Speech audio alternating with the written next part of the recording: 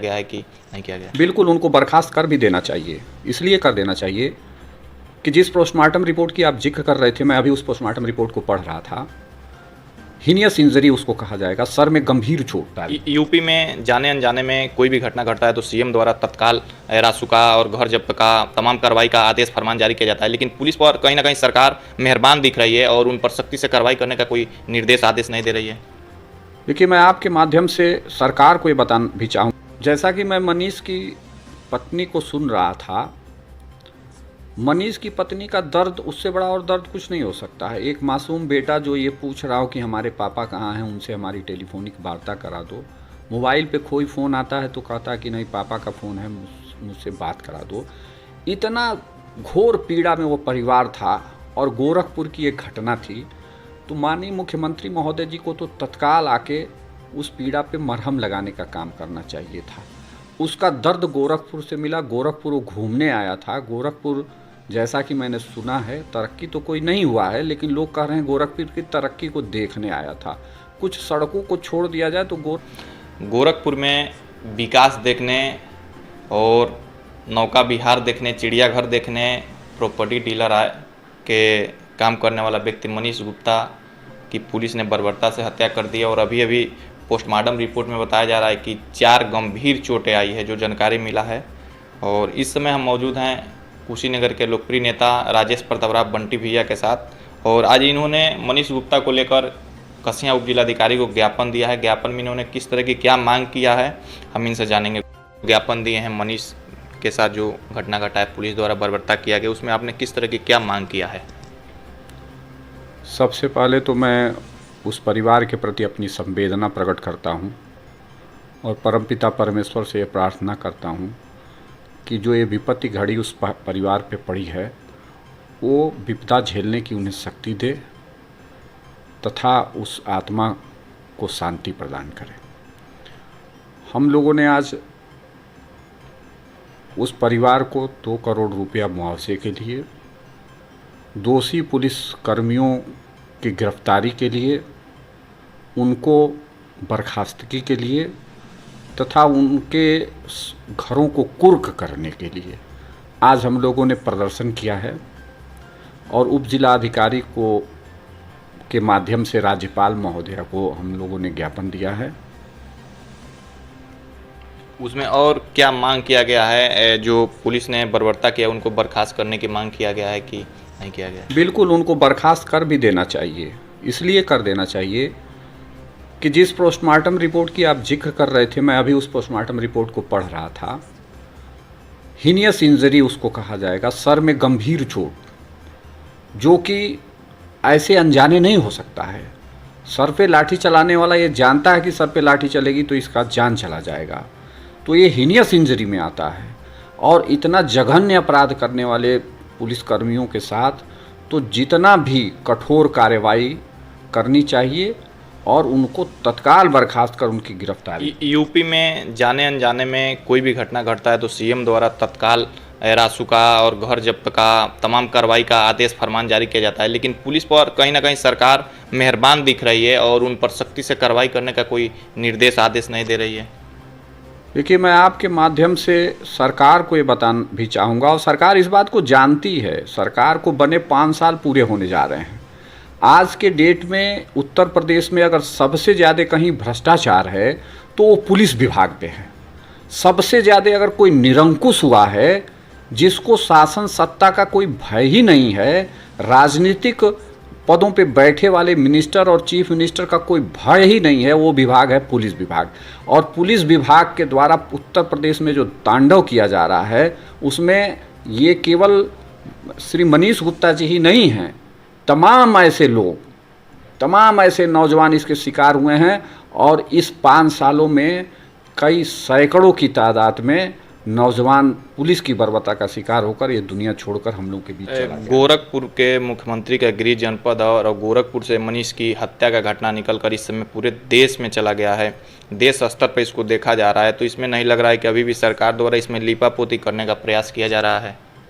जैसा कि मैं मनीष की पत्नी को सुन रहा था, मनीष की पत्नी का दर्द, उससे बड़ा और दर्द कुछ नहीं हो सकता है। एक मासूम बेटा जो ये पूछ रहा हो कि हमारे पापा कहाँ हैं, उनसे हमारी टेलीफोनिक वार्ता करा दो। मोबाइल पे कोई फ़ोन आता है तो कहता है कि नहीं पापा का फ़ोन है, मुझसे बात करा दो। इतना घोर पीड़ा में वो परिवार था और गोरखपुर की एक घटना थी। तो माननीय मुख्यमंत्री महोदय जी को तो तत्काल आके उस पीड़ा पे मरहम लगाने का काम करना चाहिए था। उसका दर्द गोरखपुर से मिला, गोरखपुर वो घूमने आया था। गोरखपुर जैसा कि मैंने सुना है तरक्की तो कोई नहीं हुआ है, लेकिन लोग कह रहे हैं गोरखपुर की तरक्की को देखने आया था। कुछ सड़कों को छोड़ दिया जाए तो गोरखपुर में कोई तरक्की नहीं हुई है। तरक्की की बात मैंने आज अखबार में पढ़ा। आप बताइए, GIDA Gorakhpur industrial development authority का गठन हुआ, उस गीडा में एक नई फैक्ट्री नहीं लग पाई। क्या गोरखपुर का विकास हुआ? गोरखपुर का विकास किस मायने में माना जाए? नौजवानों को रोजगार के लिए आज भी गोरखपुर अगल बगल के ज़िले का नौजवान जा रहा है दूसरे प्रदेशों में नौकरी करने के लिए। क्या गोरखपुर का विकास? लेकिन सर, देश का संविधान वही है, सिस्टम वही है, अधिकारी वही है, लेकिन सरकार बदली है तो क्या नहीं लग रहा है पुलिस विभाग ज़्यादा वो बेअंदाज हो गया है? मैं तो आपसे पहले ही कहा कि इस सरकार में अगर सबसे ज़्यादा निरंकुश कोई हुआ है तो वह है पुलिस विभाग। आप हर थानों की स्थिति को देख लीजिए, आप कुशीनगर जनपद के थानों की स्थिति देख लीजिए, बिना पैसे के एक मुकदमा नहीं दर्ज हो सकता है। आप कितना भी पीड़ित हैं, आप कितना भी दुखियारी हैं, आपको सताया गया है, आपको मारा पीटा गया है और सारा कुछ आपके पक्ष में, डॉक्टरी रिपोर्ट आपके फेवर में बोल रही है, उसके बावजूद आपका मुकदमा नहीं दर्ज हो रहा है। जब तक आप चढ़ावा नहीं चढ़ाएंगे आपका मुकदमा नहीं दर्ज हो रहा है। जो पीड़ित है उसके ही खिलाफ उल्टा मुकदमा दर्ज हो जा रहा है। पैसा अगर दे दिया दूसरा पक्ष तो पीड़ित ही जो मार खाया उसके खिलाफ मुकदमा दर्ज हो गया है। तो इसलिए सबसे ज़्यादा अगर निरंकुश इस सरकार में कोई है तो वह है पुलिस विभाग। और यह सरकार 2022 में जाने वाली है। यह सरकार पुलिस द्वारा ये कोई नई घटना, इसके पहले भी एक दो घटनाएं घटी, तो क्या इसका जिम्मेदार कौन है? जो पुलिस इस तरह की बर्बरता से आम जनमानस पर पेश आ रही है, तो इसका जिम्मेदार कौन है? निश्चित तौर पे जो शासन सत्ता में रहता है वही जिम्मेवार होता है। जिसके हाथ में लॉ एंड ऑर्डर की व्यवस्था है, उस लॉ एंड ऑर्डर को देखने वाला होम मिनिस्ट्री किसके पास है? वह होम मिनिस्टर जिम्मेदार है, वह मुख्यमंत्री जिम्मेदार है।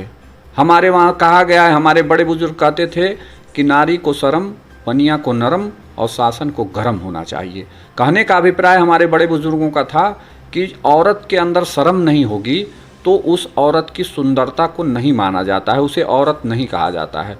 जो शर्मीली होगी, जिसमें शर्म होगा, वह नारी को विशेष दर्जा उसी नारी को दिया गया है। और जो व्यवसाय करने वाले लोग हैं उनको नरम होना चाहिए। जो व्यापारी नरम है वही आगे बढ़ा। और जो शासन गर्म नहीं होगा, जिस शासन के अंदर तेवर नहीं होगा, जिस शासन के विधायक और मंत्रियों के अंदर इतनी ताकत नहीं होगी। आज क्यों निरंकुश हो गया पुलिस डिपार्टमेंट? अगर जमीन से जुड़ा हुआ नेता, संघर्ष करने वाला नेता एमएलए और एमपी बनता तो थाने का दरोगा निरंकुश नहीं हो सकता था। थाने का दरोगा इसलिए निरंकुश हो गया है कि नॉन पॉलिटिकल लोग, जो जमीन पे काम नहीं करते हैं, जो गैर राजनीतिक लोग हैं, जिनकी कोई राजनीतिक संघर्षों की पहचान नहीं है, वह एमएलए और एमपी बन जाते हैं और उनके बनने के बाद पुलिस निरंकुश हो जाती है। वही कोई तेवर वाला विधायक होता तो दरोगा सिपाही पैसा लेने से डरता। सरकार ने, जो बीजेपी सरकार है, योगी सरकार, उन्होंने 10 लाख का मुआवजा दिया है मृतक मनीष के पत्नी को। और आपके समाजवादी पार्टी के राष्ट्रीय अध्यक्ष पूर्व मुख्यमंत्री अखिलेश यादव ने 20 लाख रुपए का मुआवजा का घोषणा किया है। तो क्या नहीं लग रहा है इसके तुलना में योगी जी ने कुछ खास नहीं दिया है? देखिए, शासन मुआवजा देती है। माननीय अखिलेश यादव जी ने तो जो दिया है वह स्वयं की मदद की है। मैं बधाई देना चाहता हूँ और उनके संवेदनशीलता को प्रणाम करना चाहता हूँ कि वह कानपुर जैसे इस घटना को जाने, उस परिवार में गए, दर्द बांटा, उनके दर्द को कम किया। जाने आने से लोगों का दर्द कम होता है। मुख्यमंत्री जी जो शासन की सत्ता की कुर्सी पर बैठे हुए हैं, और ऐसे मनीष गुप्ता, वह व्यापारी हमेशा से भारतीय जनता पार्टी को खाद और बीज देने का काम किया, भारतीय जनता पार्टी को सींचने का काम किया। इतनी संवेदनशीलता नहीं थी कि कोई मंत्री और मुख्यमंत्री और कोई मंत्री उस परिवार में जाकर उस परिवार के दर्द को बांट सके। जहाँ तक रहा मुआवजे की बात, तो निश्चित तौर पर कम से कम 2 करोड़ का मुआवजा उस परिवार को मिलना चाहिए, जो हमारे मुखिया ने भी जिसकी मांग किया है, हम लोग भी आज इसकी मांग किए हैं। उस परिवार से नौकरी मिलनी चाहिए, उस परिवार कुछ सुरक्षा की गारंटी मिलनी चाहिए, क्योंकि अगर ऐसा नहीं होगा तो उत्तर प्रदेश के लोगों का विश्वास भारतीय जनता पार्टी और इनकी सरकार से टूट रहा है और ज़्यादा टूट जाएगा।